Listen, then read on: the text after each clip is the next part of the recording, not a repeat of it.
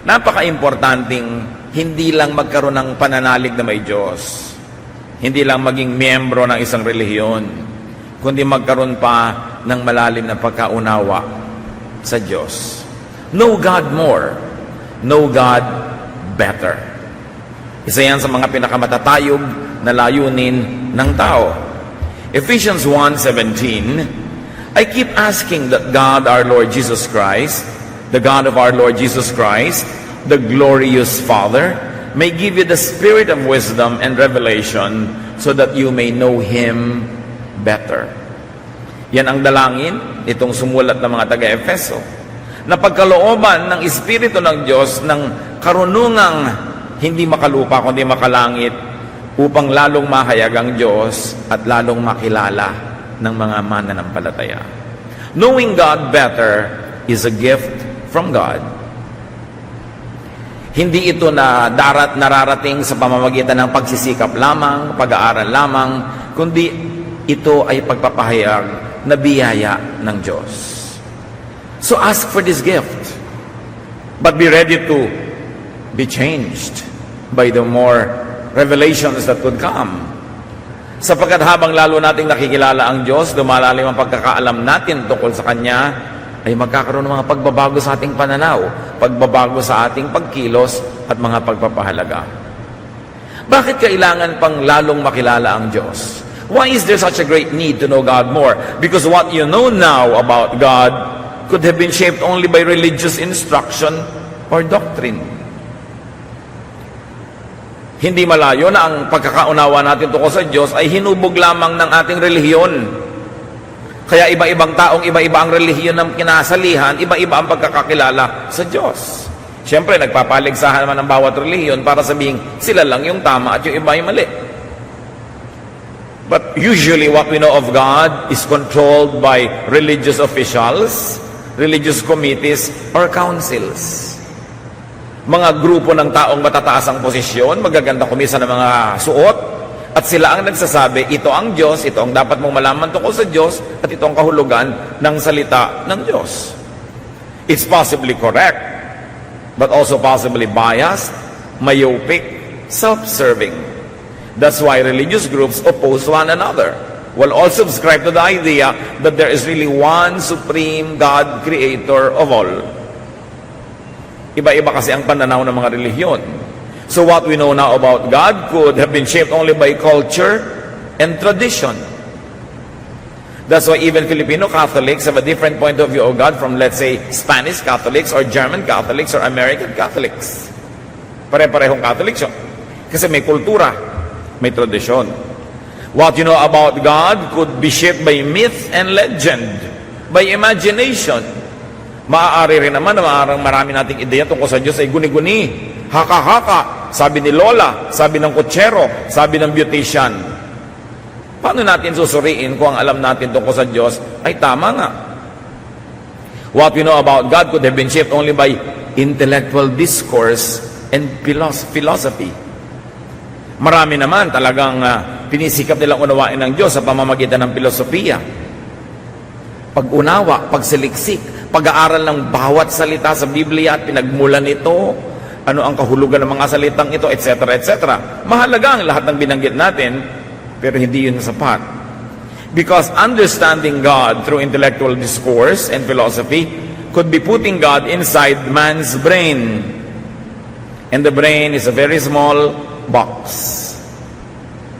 Kung iaasa lang natin ang pagkakilala natin sa Diyos sa kayang unawain ng utak, alam naman nating makitid ang utak ng tao. Mababaw ang utak natin. So, paano ito dadaanan ng lahat ng dakilang karunungan tungkol sa Diyos kung ito mismo ay makitid? We know that the human mind could be very limited.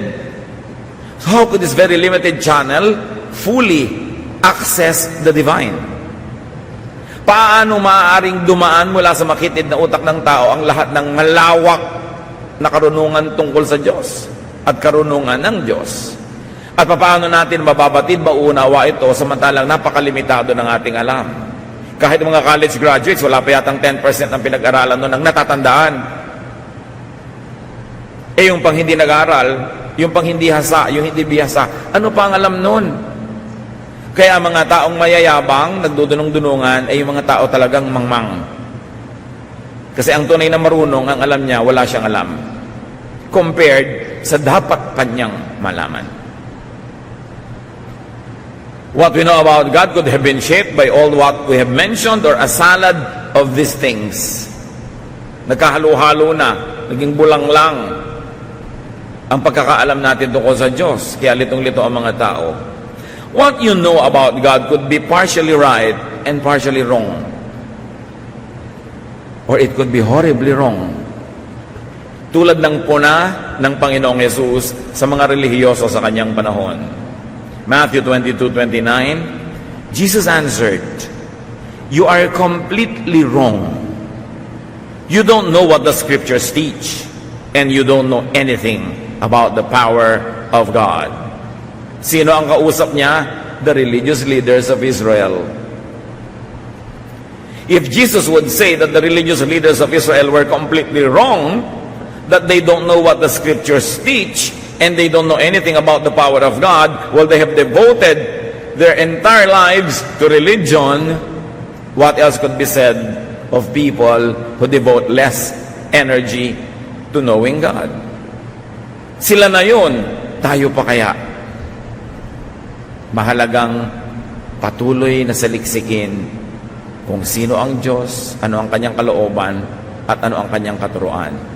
Meanwhile, ang sabi sa Ephesians 1:17 na binasa natin sa pasimula, the spirit of wisdom enables a person to know God better. Sino daw ang tunay na makakapagturo tungkol sa Diyos? Ang Espiritu. Ang Espiritu ng karunungan na ipinagkakaloob. That is why the gift of God through Jesus is the Holy Spirit. Because God wanted to be revealed through Jesus. And the agent is the Holy Spirit of God. John 16:13, the Spirit shows what is true and will come and guide you into the full truth. The Spirit doesn't speak on His own. He will tell you only what He has heard from me, and He will let you know what is going to happen. The Lord Jesus speaking. Sabi niya, ang Espiritu ang magbubukas ng inyong isip. Ang Espiritu ang magpapakilala sa inyo sa Ama. Ang Espiritu ang magtuturo sa inyo. So what people need to know God more are not more scriptures, not more verses. Sa dinami-rami nga niyan, hindi na mapag-aralan lahat. Not more priests and theologians, not more religious laws, but spiritual understanding and discernment. Ang tunay na kailangan natin ngayon ay hindi mga karagdagang pang mga banal na kasulatan, hindi karagdagang mga pare o mga pastor o mga theologian, hindi karagdagang pang mga regulasyones, kundi espiritual na pagkakamulat. Lampas sa utak, lampas sa isip, lampas sa kaugalian, lampas sa dati ng alam. Then wisdom is what we need to apply what we will understand to daily life and to eternity. Kaya po magulo ang mga relihiyosong tao. Troubles come from intellectualization. Sobrang pinapagana ang utak. Kaya kita nyo, yung mga marurunong, walang ginawa kundi magtalo. Mas lumalalim nga ang pag-aaral sa mga Bible schools, mas kumisan, mas nakakalug ang pananalig. Dahil ini-intellectualize ang spiritual truth. Over-theologization. Sobrang inilalagay sa kahon ng pagkaunawa ng Diyos, sa Diyos. Kaya pag sinasabi mo, sasali ka sa isang church, ano po ang inyong statement of faith? The statement of faith, of course, is nothing but an interpretation of Scripture or a formal declaration of what they believe in. It doesn't always have to mean the exact will of God for His people or for the church. Sobra ang pag-i-intellectualize, ang pag-theologize, at sobra ding literalization. Yung, o bakit ka kumakain yan? Sabi ng Bible, eto. O ba't ganyan ang suot mo? Sabi ng Bible, eto. Sobrang literal. Wala ng contextualization na nagaganap. In other words, one of the problems with the intellectual approach to understanding God is the over-universalization of snapshots. Alam natin kung ano ang snapshot. Pag pumunta kayo sa mga ATM machines, gusto nyo malaman ang balance ng inyong account, bibigyan kayo ng snapshot. Etong pera mo ngayon. Hindi ibig sabihin na yan ang pera mo kahapon at yan ang pera mo next month. Pag may snapshot, nilitratuhan ka ng isang tao, lalo't stolen shot, so to speak, hindi ibig sabihin laging ganun ang buhok mo, o laging ganun ang damit mo, o laging ganun ang itsura mo. Snapshot lang yon. Yun lang ang itsura mo nung oras na yon. So hindi pwedeng may magsabing, bakit ka naka-orange ngayon? Sabi ng picture, dapat naka-blue ka. Nung pinicturean ako, naka-blue ako. Ngayon naka-orange ako. Ito ang totoo sa akin ngayon. Anong kinalaman niya sa Biblia, mga kapatid? Maraming mga tao sobrang mag-universalize ng snapshots. Halimbawa, sinabihan ni Paul ang mga taga-Corinth, dapat maiksi ang buhok ng mga lalaki. Ngayon, i-accuse mo lahat ng lalaki na mahaba ang buhok. Ano ba ang kahulugan ng araw sa kanila ng mahiksi at mahabang buhok? Ano bang ibig sabihin sa kanila sa kultura noon? Bakit yun masama para sa iba at hindi mabuti para sa ibang mananampalataya? Noon, ang tanong, ganun pa rin ba tayo ngayon? Ang kahulugan ba nun sa kanila ay kahulugan pa rin ngayon? Kaya tuloy pwede mong i-apply yung verse na yon ngayon. At yan ang nagkakagulo. Sobrang nagagapos, natatali ang mga tao sa pag-unawa sa Diyos dahil kalit-liit ang tuldok at mga salita ng mga sulat at instruction that were given to specific recipients in specific context for specific needs were universalized by theologians for all time, for all people, in all places. Nawawalan tuloy ng alat, ng sarap ang salita ng Diyos kung ino-over-universalize at kulang sa contextualization. Ang nagiging pag-unawa tungkol lang natin sa salita ng Diyos is all purely intellectual, mental. Knowing God better is a spiritual process. Of course, you begin with something intellectual and mental. You begin with words, you begin with ideas, you begin with symbols, but you don't stop there. You know God beyond intellectual, verbal, and methodical process. Bakit po? Dahil yung intellectual, verbal, and methodical process ay limited. It's very limiting. How could a finite mind totally comprehend an infinite God? Kung merong napakalaking, kita nyo kung bakit bumabaha, ang laki-laki ng Laguna de Bay, yung lake. Paano pumupunta yung tubig dyan patungo sa Manila Bay? Dadaan lang sa napakakipot na Pasig River.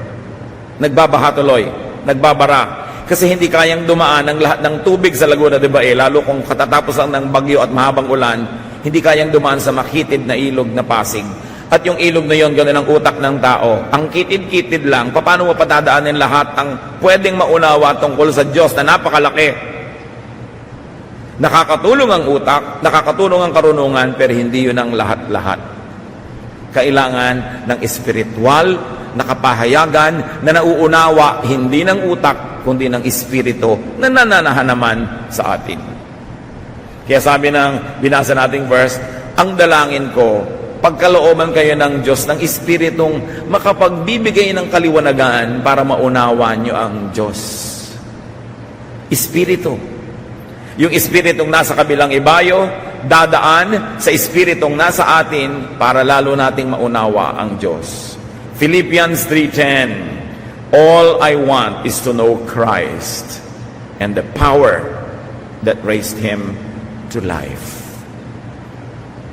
Walang mahalaga sa akin, wala akong higit na hinahangad kundi makilala si Kristo at maunawa ang kapangyarihang bumuhay na muli sa Kanya. So this is the highest aspiration, the highest development, the highest accomplishment is to know Christ and the power that raised Him to life. The same power that will raise us to life. Magandang mag-memorize sa mga verses. Pero ang daming tao, memoryado yung buong Bible, pero nakilala ba nila ang Diyos? Naging makadiyos ba sila? Maganda mag-aral ang mga theology, surely. Isa rin niya sa mga susing maaaring magbukas ng ilang pinto. Pero tunay na mahalaga ang pagkakaloob, ang pagbibigay ng Diyos ng pagkaunawa. At lumalampas ito sa utak. So search for that knowledge of God, for that understanding, for that power that raises one to life. Napakagandang hangarin na maunawa mo kung paano binuhay si Kristo. Dahil ganun din tayo bubuhayin. So hindi lamang mga theological decorations, theological knickknacks that lead not to life but often to quarrels. Bakit natin kailangan seryosohin itong ganitong pag-aaral, mga kapatid? Madali naman magturo ka ng verse, ibigay mo yung kahulugan, historical background, application today, tapos ang kwento. Pero hindi lang dapat dinadaan sa mga ganun ang pag-unawa sa Diyos. Dapat magbukas pa tayo ng ibang channels. At pwede yan sabay-sabay na bukas because we were fearfully and wonderfully made. There is so much more to know about God beyond what we hear and what we see in verses. So know God spiritually. How do you do that? Through prayer and meditation on your own. Dapat nating sariwain, balikan at buhayin yung personal na pakikipagniig sa Diyos. Yung wala kang sinasabi, nananahimik ka lang, hinahayaan mo lang kausapin ka ng Espiritu.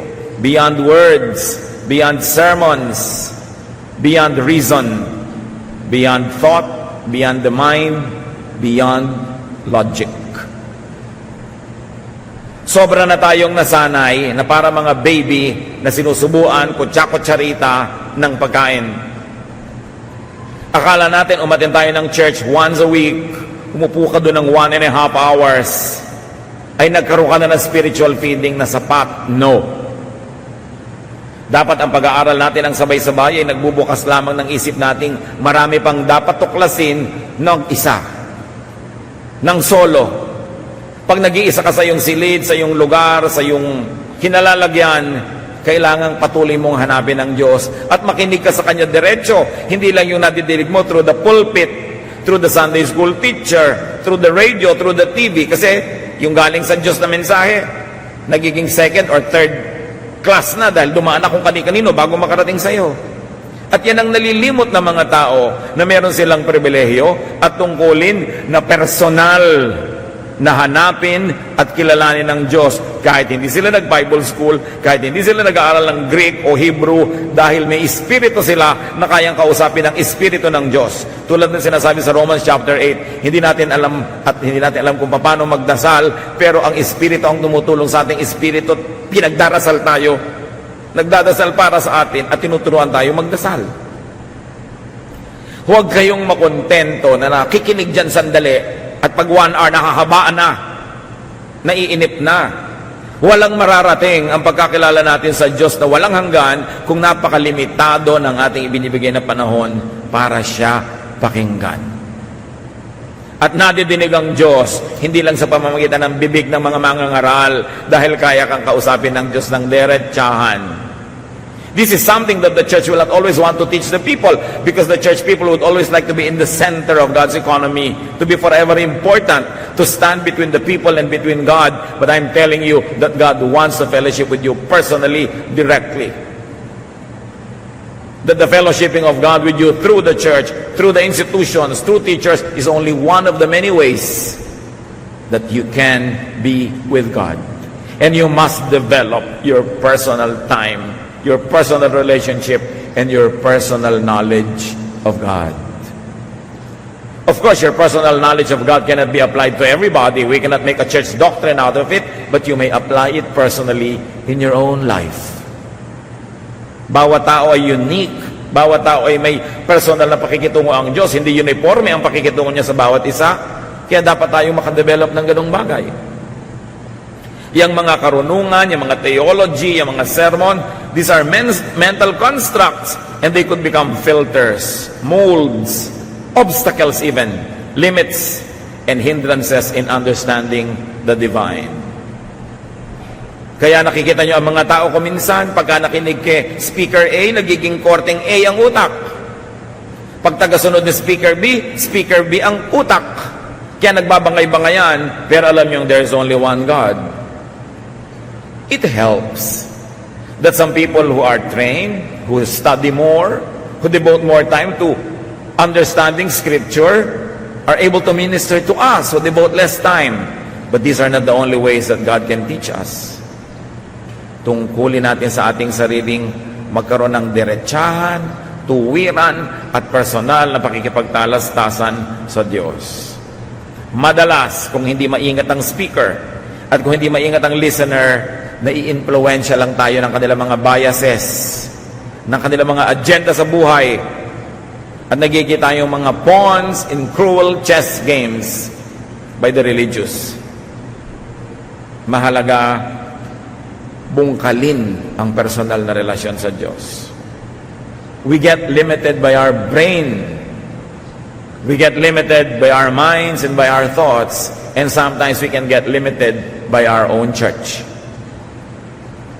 Kaya imbes na naging committed to God, ay committed ang utak. Marami mga tao broad-minded nung hindi papalabasan ng Bible, nung hindi religyoso, nung nagkaroon ng mga religious affiliations, committed ang utak, lumiit ang mundo sa halip na lumaki. Kasi nga napapakitid tayo ng theology madalas. Human thought does not always correspond with divine truth. Hindi laging sang-ayon at katumbas ng iniisip ng tao ang iniisip ng Diyos. Human thought can never correspond completely with God's truth. Isaiah 55, 8-9, the Lord says, "My thoughts and my ways are not like yours. Just as the heavens are higher than the earth, my thoughts and my ways are higher than yours." Ang iniisip ko ay hindi katulad ng iniisip nyo, sabi ng Diyos. Ang aking pag-iisip, ang aking mga pamamaraan ay higit na mataas kaysa sa inyo, tulad ng kung gaano kataas ang langit mula sa lupa. Kung ganon, sino ang maglalakas ng loob at magyayabang para sabihing, lubos na nauunawa ko ang Diyos, ito ang tungkol sa Diyos, ito lang ang totoo tungkol sa Kanya, kaya makinig kayo sa akin. We can always attempt. Sometimes we hit, sometimes we miss. But nobody should be so self-righteous and so blinded as to think that he fully understands the divine and that he is the only channel of wisdom about the divine through whom people can learn. Everybody is a seeker, and we must develop healthy respect for fellow seekers, though we may not always agree in methodology and sometimes even in our tentative discoveries, pero dapat nakabukas ang isip ng tao. 2 Peter 3:8, dear friends, don't forget that for the Lord, one day is the same as 1,000 years, and 1,000 years is the same as one day. Of course, here we cannot always be literal and say, 1,000 years pala natin, 1 year lang kay Lord. Ang ibig sabihin, hindi tayo pareho ng panukat sa panahon. Kaya kung minsan inip ka na, sa hindi pa nainip ang Diyos. Ang ibig sabihin lang nito mga kapatid, mga verses na binabasa natin, huwag nating isipin na kung paano tayo mag-isip, ganun din ang Diyos. Kaya nagtataka ka, Lord, kung mabait kayo, ba't di niyo po ito ginagawa? Sinasabi ni Lord, iba ka naman mag-isip, iba ako mag-isip. Huwag mong asahan na mag-iisip ako tulad mo. Paminsan-minsan, pareho tayo ng iniisip, dahil nasa iyo naman ang aking espiritu, pero minsan-minsan lang yon. Huwag mong asahang lagi mo ako mauunawaan, sumunod ka na lang. Yan ang mahalaga. Kasi akala natin, pag hindi natin nauunawa ang Diyos, meron na tayong dahilan para hindi sumunod. Talagang hindi natin mauunawa. Maliit nga ang utak natin eh. Pero patuloy tayo, nagtatangka, paano lumaki-laki naman ang pagkaunawa natin bago tayo humarap ng mukhaan sa Panginoon? So know God personally, beyond, without institutionalized doctrine or philosophy. When we are all together, we subscribe to a common doctrine and philosophy and method so that there will be unity. But in your private life, in your private time and space, develop a kind of relationship with God that is unique to you. Because we are the temple of the Holy Spirit. We can correspond directly with God. So, kung iba ang gusto nyong paraan ng pag-awit, gawin nyo. Pero pag nag-iisa kayo para hindi makagulo sa iba. Meron kayong mga paniniwalang sobrang kakaiba sa paniniwala ng iba, hindi i-apply nyo sa inyong personal na buhay, pero hindi nyo kailangang idikta, ituro, at hanapan ang lahat ng kapatiran na yun din ang paniwalaan. Merong isang paniniwala tayo, mga activities, mga gawain na para sa ating lahat, para may kaayusan. But in your own free time, free space, be the individual believer that you can be. At kahit saan ka pumukol, tatama ka sa langit dahil napakalaki nun. You can never miss God. Each person has God's Spirit. Each person is God's creation in His image. Therefore, each person has the privilege and duty to know God personally. Although we know God corporately, as a fellowship, as a church. And whenever we are together for the sake of order, we observe decorum, we observe commonalities. But personal ways of approaching God may be applied in your personal worship. So how do you know God? Through personal reflection. Iba naman yung sabay-sabay tayo nag-aaral, then we all are subjected to, or we are all exposed to the same ideas, but you reflect on this personally, and you make personal applications. Huwag lang iasa sa specialists. Tao lang din sila. Kahit gaano kataas ang posisyon, kahit gaano kalaki ang organisasyon, tao pa rin ang bawat isang individual na nandyan, tulad mo, tao rin. Kaya meron kang karapatan, pribilehiyong humarap sa Diyos personally, to hear God's voice, and to get instructions from God directly. We only have to have filters dahil baka naman yung akala mo, instruction from God, imagination mo pala, o desire mo lang pala yun. Kaya maganda rin may counsel, nagpapapayo tayo sa mga mas bihasa, para mas makita natin kung kaya ba natin iniisip na yun ang gusto ng Diyos, dahil pala gusto lang naman natin talaga at ipinipilit natin at naghahanap lang tayo ng sangkalan o kakampi. Napakaraming personal na pagkakakilala sa Diyos sa labas ng templo, kahit sa Old Testament. Napakaraming revelation ng Diyos sa mga personal na mga individual, hindi pinadaan sa religious institutions, although may pinapadaan din sa religious institutions. So know God experientially sa pamamagitan ng ating karanasan. Lasapin ang Diyos. Exodus 33:13, sabi ni Moses, "If you are pleased with me, teach me your ways, so I may know you and continue to find favor with you." Paano sinisikap ni Moses na makilala ang Diyos? Ang laki-laki ng Diyos, alin ang uumpisahan niya? Sabi niya, ipahayag niyo sa akin ang inyong mga pamamaraan, ang inyong methods, your ways. And by knowing your ways, I will begin to know you. By knowing your methods, by knowing the way you do things, then I will have tools to know you more. Knowing God's ways leads to knowing God. And the ways of institutional religion are not always God's way. Alam niyo kung paano napakarami nagkaroon ng mga religious wars? Hindi yan ang way ng Diyos. The way of Jesus is peace. Kaya nung siya aarestuhin sa halamanan, naglabas ng sandata ang isa sa mga kanyang mga alagad at tinaga yung isang taong dumating.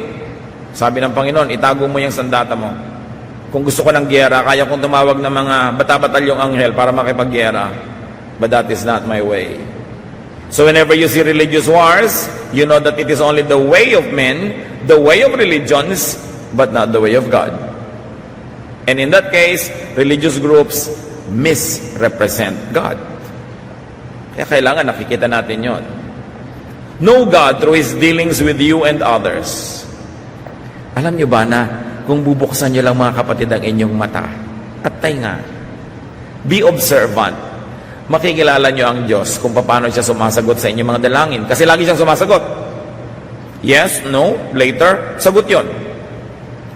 Kung paano siya nagpapahayag sa pamamagitan ng mga mumunting mga himala na hindi niyo napapansin. Ang sarap na magbukas ng mata, magbukas ng pakiramdam, at damahin nyo ang pagtuturo, pag-aakay sa inyo ng Diyos araw-araw. Laging nandun. Hindi lang kasi tayo nakatune in.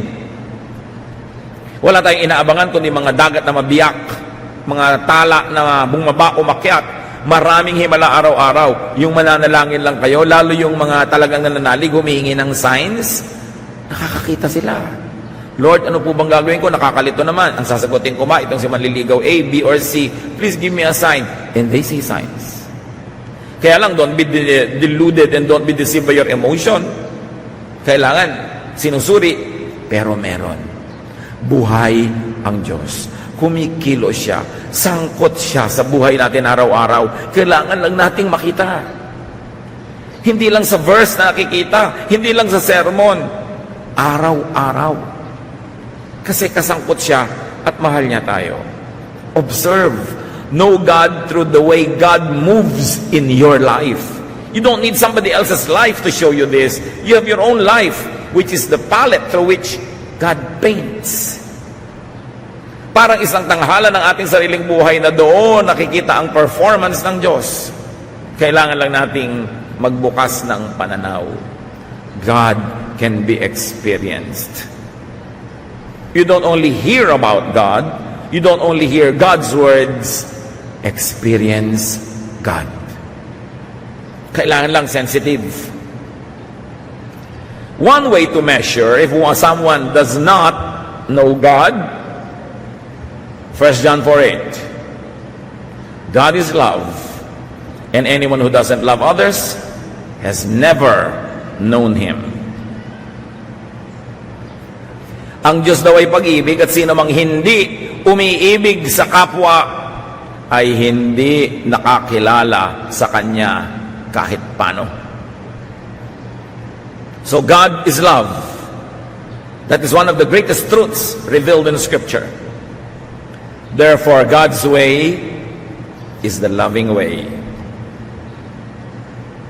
Anyone who does not love, anyone who is not loving, anyone who employs unloving ways does not know God.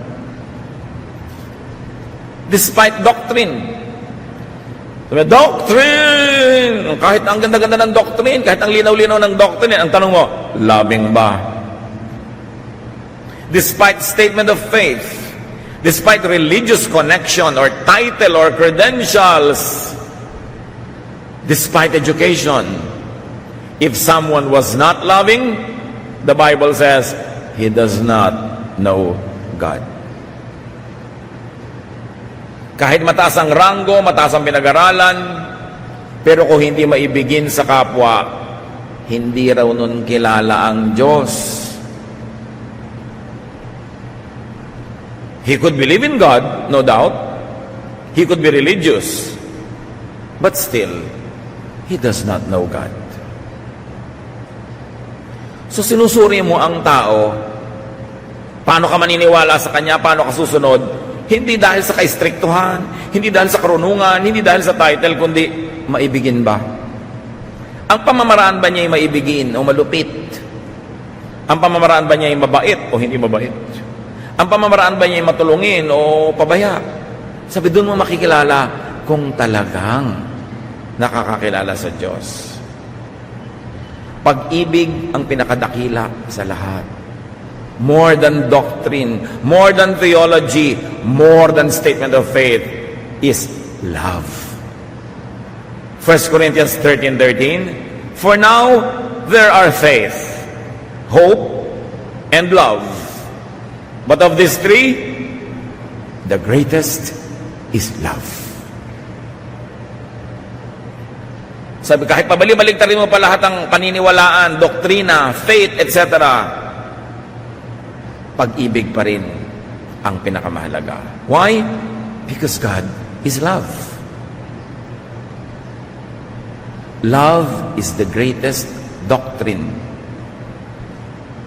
Halimbawa, sumasali ka sa church. Ano po bang doktrina nyo dito? Bautismong lubog, wisik, o buhos? Hindi yon. Ang titingnan mo, maibigin po ba kayo? Ano ba ang doktrina nyo? Pre-trib, post-trib, mid-trib. Awayan siyempre ang mga marurunong. Pero sabi, the greatest is love. Eh ano naman ang pakialam ko kung post-trib, mid-trib, o pre-trib kayo? Pero loving ba kayo? Mamahalin nyo ba ako dito sa church na to? O gagamitin nyo lang ako ng 2 taon, 5 taon, pero pag nagkamali ako, sisipain nyo ako, ipapahiya nyo ako sa pulpito. Loving ba kayo? Yan ang tanong. Love by itself is doctrine. Loving is the greatest religious act. That's why Jesus died on the cross. He did not die preaching. He did not die disciplining people. He did not die na namamalo, nagagalit, nanguhusga. He died loving. Ipinapako na nga siya, ang hinihingi pa ng tawad sa Diyos, yung nagpapako, Father, forgive them for they know not what they do. 1 Peter 4:8, most important of all, you must sincerely love each other, because love wipes away many sins. Isipin ninyo, binubura daw ng pag-ibig ang maraming kasalanan. Sa iba, o may kasalanan ka, paano natin buburahin? Paparusahan kita. Pag nasyahan ako sa parusa, o sige, burado. O magmumulta ka, magbabayad ka. Pero sabi ng 1 Peter 4:8, ang pag-ibig, ang tunay na nagbubura ng maraming kasalanan. Na, burahin na natin kasi mahal kita. Pinapatawad ka na kasi mahal ka. Hindi ka kinukonsinte, pero tinatanggap ka kahit ano pa man. Tapos patuloy kang mamahalin, tutulungan para bumangon-bango ka kung dati kang napakabadtot. Luminis-linis ka kung kay rumi-rumi, tumawid-tuwid naman kung napakaliko, pero liku-liko, marumi, mabaho, tatanggapin ka because that is love. You are not rejected. That is God's love. But that is not the love of religion. Ititiwalag ka, tatanggalin ka. Kasi hindi ka na magandang example. So, lagi ka na lang tool, instrument. You are never the beneficiary. But Jesus loves. And the church of Jesus must love. Sa pagpapasikat ng iba para masabing tamang-tama, stricto, laging correct, they forget to love. Many people neglect and negate love in the name of religion. That is the worst irony. When religious people, in their attempt at being religious, in packaging and showing themselves as religious, become unkind, especially to their own. Kaya ang babait ng mga churches sa first-time guest, pero ang lupit sa mga workers. Paano yun? Kitang tao? It is God's love through Jesus that wiped away sin. Not punishment, not doctrine, not ritual, not appearances, but unconditional love. If only the church would return to these basic teachings of Jesus, the church would become the salt of the earth again. What kind of love are we talking about? Love that is enough to forgive. Love that is enough to nourish. So God could be known by opening yourselves up to love. By receiving love. And by actually loving. Isa yan sa mga mabisang paraan para makilala ang Diyos. Buksan ang puso sa pag-ibig niya, sa pag-ibig ng iba. Tumanggap ng pag-ibig, huwag nang magyabang, huwag nang magsarili. Buksan ang puso. At lalo na umibig din. Magpatawad. Then maiintindihan mo kung paano nagpapatawad si Jesus at anong kanyang ibinayad ng sarili niya para lang siya makapagpatawad ng iba. By loving, you walk the way of God. Loving is the greatest religious act. So balikan natin yung Ephesians 1:17, and this time I like to read from the Contemporary English Version. I ask the glorious Father and God of our Lord Jesus Christ to give you His Spirit. The Spirit will make you wise and let you understand what it means to know God. So napakahalaga na makilala ang Diyos through spiritual revelation. It's important to know God through an intellectual study, through a mental exercise. But that can never be enough. More than that, the Spirit has to pass through spiritual channels, not only mental channels, because they are limited. What are some signs of knowing God? Titus 1:16. Such people claim to know God, but their actions prove that they really don't. They are disgusting. They won't obey God. And they too are too worthless to do anything good. So here we see that actions can negate and disprove claims of faith and knowledge of God. So hindi yung sinasabi ng bibig, yung ginagawa ng katawan ang dapat nating tingnan para maniwala tayong, oo nga, kilala niya ang Diyos. Look for and look at the body language. In other words, look for love. Sasali kayo ng isang Bible study group, sasali kayo ng isang fellowship, sasali kayo ng sambahay, sasali kayo ng choir, sasali kayo ng whatever. Damahin ninyo kung may pag-iibigan at pagmamahalan. At kung wala, at nandun na kayo, ituwid nyo yan. Dapat may pag-iibigan, pagmamahalan, because that is what every one of us need. Every one of us needs to be loved, to be accepted, to be nourished. So why make it hard for others? So kung kayo nakasali na sa iba't ibang organisasyon, pulsuhan ninyo ang inyong organisasyon. Loving ba tayo? Nagtutulungan ba tayo o nagchichismisan? Do we stab each other in the back or do we support each other? Dapat ganun. Kung hindi, wag na lang kayo sumali. Sayang ang oras nyo. Yung a-attend ka ng choir practice, eto na naman, malapit na naman akong dumating sa snake pit. Ba't ka pa sumali? Sasali ka sa isang grupo, eto na naman, kailangan ko lakasan ng loob ko kasi nakakainis ang mga tao dito. What for? Pero dapat ang lahat nagko-contribute para maging loving ang climate. Hindi lang sila magmamahal sa iyo, ikaw magmamahal din sa kanila. Hindi lang ikaw ang hahanap ng pagtanggap at pagpapatawad, kundi ikaw din tatanggap at magpapatawad. And you create a climate of love. And when there is love, Jesus is there. Kaya more than anything else, ang dapat lagi nating unahin, magmahalan, magpatawaran, sa bahay, sa trabaho, sa neighborhood, sa church, sa bayan. Mahalaga yon. Yun ang tunay na espiritu ni Kristo. James 2:19-26. You surely believe there's only one God. That's fine. Even demons believe this, and it makes them shake with fear. So nyo, naniniwala kayong may Diyos? Okay. Pero huwag niyong kakalimutan, kahit ang mga dyablo naniniwala na may Diyos. So, wala kayong pinagkaiba sa mga dyablo kung nandun lang kayo sa paniniwalang may Diyos. Pareho lang kayo. Our ancestor Abraham pleased God by putting his son Isaac on the altar to sacrifice him. Now you see how Abraham's faith and deeds worked together. He proved that his faith was real by what he did. We please God by what we do, and not only by what we believe. Anyone who doesn't breathe is dead, and faith that doesn't do anything is just as dead. Sabi niya, huwag niyong ipagmalaki na naniniwala kayong may Diyos. Pati ang mga dyablo naniniwala. Sa katunayan, nanginginig sila sa takot dahil naniniwala silang meron. Pero hindi sapat ang paniniwala ng mga dyablo para sila maging mabuti. Naniwala lang sila hanggang doon. Kaya sabi, kung kayo man naniniwala lang, pero hindi kayo mabuti, hindi kayo gagawa ng mabuti, walang patunay sa inyong mga gawa na naniniwala kayo, katulad lang kayo ng mga dyablo na yun.